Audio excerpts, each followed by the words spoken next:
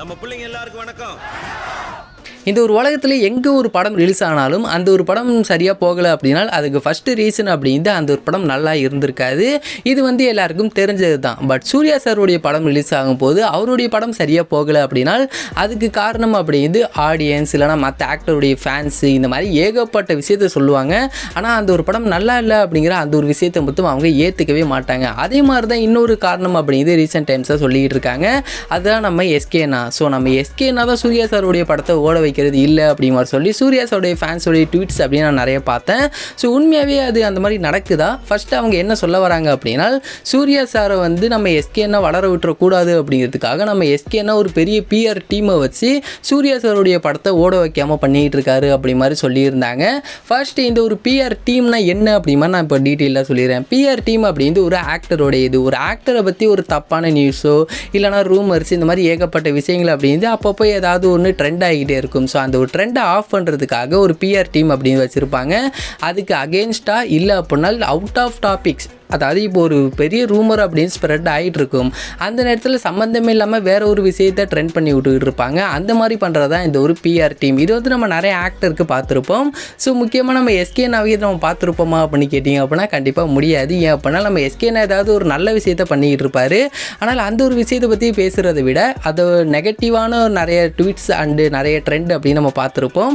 So இப்போ உங்களுக்கு புரிஞ்சிருக்கும் நம்ம எஸ்கேனாவுக்கு பிஆர் டீம் இருக்கா இல்லையா அப்படிங்கிறது. இல்லை நிறைய பேர் தமிழ் யூடியூப் சேனலில் சிவகார்த்திகேயன் அவர் பிஆர் டீம் வச்சிருக்காரு அப்படிமா சொல்லி ஒரு பெரிய லென்த்தான வீடியோவே ரிலீஸ் பண்ணியிருக்காரு ப்ரோ, அதெல்லாம் நீங்கள் பார்க்கவே இல்லையா அப்படி மாதிரி கேட்பீங்க. ஸோ இதை பற்றி நம்ம ஆல்ரெடி நம்மளோட சேனலில் வீடியோ போட்டிருந்தோம். இதுக்கும் ஒரு கிளாரிஃபை அப்படின்னு நம்ம கொடுத்துருவோம். ஃபர்ஸ்ட் பிஆர் டீம் அப்படிங்கிறது வேறு, மூவி ப்ரொமோஷன் அப்படிங்கிறது வேறு. அதாவது இப்போ ஏதாவது ஒரு ஃபோன்லாம் ரிலீஸ் ஆகும்போது ரிவ்யூஸ்க்காக அனுப்புவாங்க பார்த்தீங்களா பணத்தை, அதாவது அந்த ஒரு கம்பெனி பணத்தை கொடுத்து இந்த யூடியூபர்ஸுக்கு இந்த ஒரு ஃபோனை பற்றி நீங்கள் ரிவ்யூ பண்ணுங்கள் நல்லா இருக்குன்னு சொல்லுங்கள் அந்த மாதிரி சொல்லி அந்த ஒரு கம்பெனி அப்படிங்கிறது அந்த ஒரு இன்ஃப்ளூயன்சருக்கு பணம் கொடுப்பாங்க.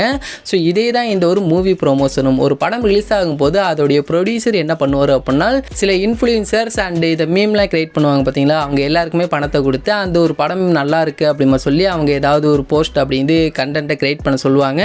அந்த மாதிரி நிறைய போஸ்ட் அப்படிங்கிறது பண்ணிகிட்டு இருக்கிறது நம்ம ரொம்ப நாளாக பார்த்துருப்போம். ஏன் அப்படின்னா ஒரு படம் ரிலீஸ் ஆன ஒரு மணி நேரத்துக்குள்ளேயே அந்த ஒரு படம் பயங்கரமாக இருக்குது, அப்படி இருக்குது இப்படி இருக்குது அப்படின்னு சொல்லி இது நிறைய பேர் கூவிக்கிட்டு இருப்பாங்க. அதெல்லாம் நம்ம பார்க்கும்போது தெரிஞ்சிருக்கும். இது எல்லாமே என்ன படமே என்ன ரிலீஸ் ஆகி ஒரு மணி நேரம் தான், அது படமே முடியல, அதுக்குள்ளே என்ன இப்படிலாம் சொல்கிறாங்களே அப்படின்னு சொல்லிட்டு நம்மளுக்கே டவுட் வந்திருக்கும். இது அந்த ஒரு மூவி ப்ரொமோஷன். இதை அந்த ஒரு ஆக்டர் பண்ண மாட்டார், அந்த ப்ரொடியூசர் பண்ணுவார். ஏன் அப்படின்னா இந்த ஒரு படம் ஃபுல் அண்ட் ஃபுல்லாகவே அந்த ப்ரொடியூசருடைய பணம் அப்படின்னால அந்த ஒரு ப்ரொடியூசர் அவர் போட்ட பணத்தை எடுக்கிறதுக்காக அந்த ஒரு ப்ரொடியூசர் ஒரு ப்ரொமோஷன் அப்படின்னு பண்ணுவார். இதுதான் மூவி ப்ரொமோஷன். இந்த ஒரு ப்ரொமோஷன் தான் இந்த தமிழ்லைட் யூடியூப் சேனல் தப்பாக புரிஞ்சுக்கிட்டு சிவகார்த்திகேயன் பிஆர் டீம் வச்சிருக்காரு அப்படின்னு சொல்லி சில தற்கூறிங்க சொன்னதை எல்லாத்தையும் அவர் ஒரு வீடியோ அப்படிங்கிறத போட்டிருந்தாரு. ஸோ இப்போ உங்களுக்கு புரிஞ்சிருக்கும் பிஆர் டீம் அப்படிங்கிறது வேற, மூவி ப்ரொமோஷன் அப்படிங்கிறது வேற. சரி இப்போ எதுக்காக இது அதிகமாக ஷேர் ஆகிட்டு இருக்கு அப்படின்னு கேட்டிங்க அப்படின்னா கங்குவா படம் ரிலீஸ் ஆகினா அந்த நேரத்தில் அமரன் படம் அப்படிங்கிறது ரிலீஸ் ஆகி 16 நாள் ஆகிருந்துச்சு. இருந்தாலும் அந்த ஒரு படம் அப்படிங்கிறது கங்குவாவே ஓவர்டேக் பண்ணி அந்த நேரத்தில் போய்கிட்டு இருந்துச்சு. அந்த ஒரு நேரத்தில் நிறைய பேர், அதாவது விஜய் சாரோ ஃபேன்ஸாக இருக்கட்டும், அஜித் சாரோடைய ஃபேன்ஸாக இருக்கட்டும், சிவகார்த்திகேயனை சூர்யா சாரையை தாண்டிட்டாரு அப்படின்னு சொல்லி சூர்யா சாரை வெறுப்பேற்ற ஸ்டார்ட் பண்ணாங்க. அப்போ சூர்யா ஃபேன்ஸ் இதை தப்பாக புரிஞ்சுக்கிட்டு சிவகார்த்திகேயன் ஃபேன்ஸ் தான் இதை பண்ணுறாங்க அப்படி மாதிரி சொல்லி அவங்க அந்த நேரத்தில் நிறைய புலம்பல் அப்படிங்கிறது புலம்பிக்கிட்டு இருந்தாங்க.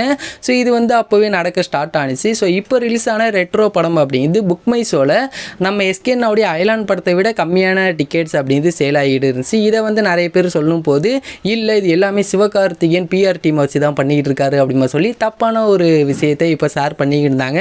ஸோ இதை நம்ம டீட்டெயிலாக சொல்கிறதுக்காக தான் இந்த ஒரு வீடியோ. ஸோ மூவி ப்ரொமோஷன் டீம்னா என்ன, பிஆர் டீம்னா என்ன அப்படி மாதிரி இப்போ உங்களுக்கு சிம்பிளாக புரிஞ்சிருக்கும். ஸோ சூர்யா சாரோடைய க்ரோத் அப்படிங்கிறது எல்லாருமே யாரும் தடுக்கலாம் போகிறது கிடையாது. கண்டிப்பாக ஒரு நல்ல படம் கொடுத்தாரு அப்படின்னா அந்த ஒரு படம் அப்படிங்கிறது ஒரு பெரிய லெவலில் பிளாக் பஸ்டர் ஆக போகுது. ஸோ நீங்கள் கண்டென்ட் மேலே ஃபோக்கஸ் பண்ணாமல் ஆடியன்ஸ் மேலே ஃபோக்கஸ் பண்ணிகிட்டு இருக்கீங்க. ஸோ கண்டிப்பாக நெக்ஸ்ட் மூவி அப்படிங்கிறது சூர்யா சாருக்கு ஒரு பெரிய பிளாக் பஸ்டர் ஆகும். அச்சோ அவரா பயங்கரமான வரச்சே, அவரெல்லாம் கொஞ்சம் ஜாக்கிரதையா இருங்கப்பா.